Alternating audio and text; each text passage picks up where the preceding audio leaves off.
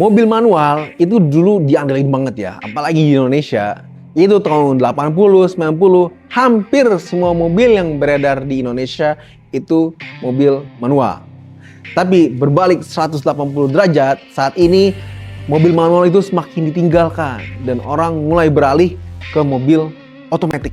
Ya, baik yang otomatis konvensional maupun CVT maupun yang EV, yang mobil listrik ya. Mobil listrik itu bahkan nggak ada gearnya sama sekali, dia udah pasti matic. Ini kita harus pelajari kenapa dan apa dampaknya ke industri rental mobil. Mungkin kita start dari kenapanya mobil manual ini semakin menurun.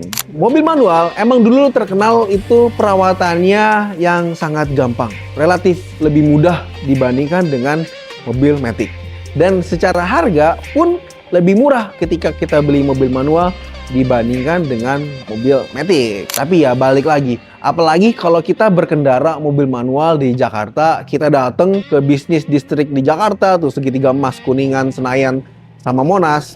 Waduh, itu kalau ada jam berangkat kerja atau jam pulang kerja, kaki kiri kita tuh pegel banget bro. Gila, nahan kopling lepas, pasang lepas, kaki kiri itu bener-bener pegel banget. Dan itu sangat mengurangi kenyamanan dari sang pengendara ketika kita mobil manual di jalanan yang macet. Dan itu bisa sangat diobati dengan mobil matic. Bahkan mobil matic itu teknologinya sekarang makin banyak ya. Ada fitur auto hold, ada fitur lane keeping assist, ada fitur ngejaga jarak dengan mobil ke depan ya, adaptive cruise control, sehingga tuh udah bukan cuman injek gas lepas, injek gas ngerem lepas, itu bahkan mobil tuh udah semi otonomous gitu ya, dia bisa tetap di jalurnya terus menjaga jarak di mobil depan dan sambil ngegas sendiri aja gitu. Dan itu sama sekali tidak bisa didapatkan di mobil manual, dimana kita harus nginjek kopling. Teknologi-teknologi ini yang bikin pengendara makin nyaman, itu orang mulai beralih ke matic. Faktor dari perawatan matic yang dianggap lebih susah pun ternyata nggak sesusah itu juga.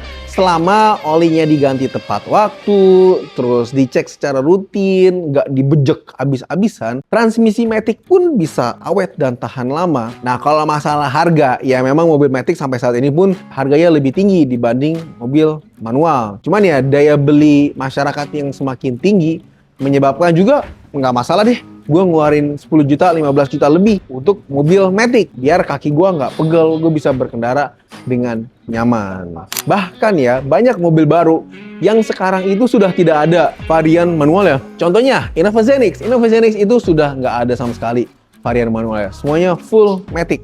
Entah matic yang bensin only ataupun yang matic yang hybrid. Kita lihat dampaknya sekarang nih, dampaknya kepada industri rental mobil. Di Osborne, dari awal kita bangun, itu mobil manual cuma ada satu. Dan itu pun mobil pertama yang ada di Osborne. Dari mobil pertama itu, sampai sekarang udah 40-an mobil, kita nggak pernah membeli lagi mobil yang manual. Semua armada yang kita tambahkan itu otomatis.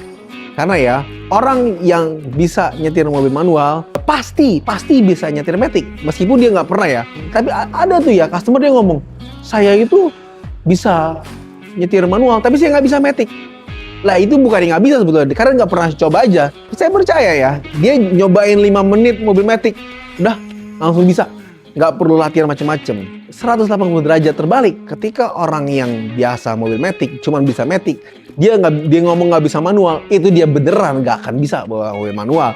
Itu skillnya beda banget. Itu dia harus dapet feel di kakinya, kapan harus pas ngelepas kopling, kapan koplingnya diinjek sedikit, kapan koplingnya diinjek full, dan kapan gasnya harus nyesuaiin, kapan gimana ganti giginya. Itu kalau orang nggak pernah, dia beneran nggak akan bisa tuh. Pada akhirnya, bukan berarti mobil manual itu jelek.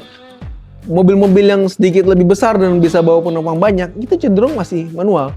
Kayak Hiace nih, Hiace itu yang beredar di Indonesia itu hampir semuanya manual.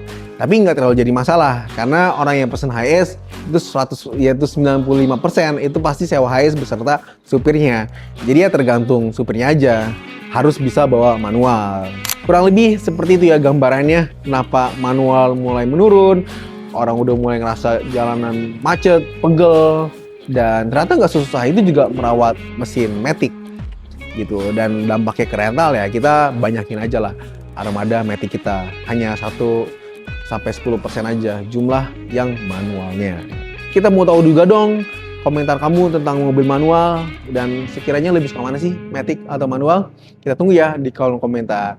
Dan sampai ketemu di video kita yang lain. Dadah!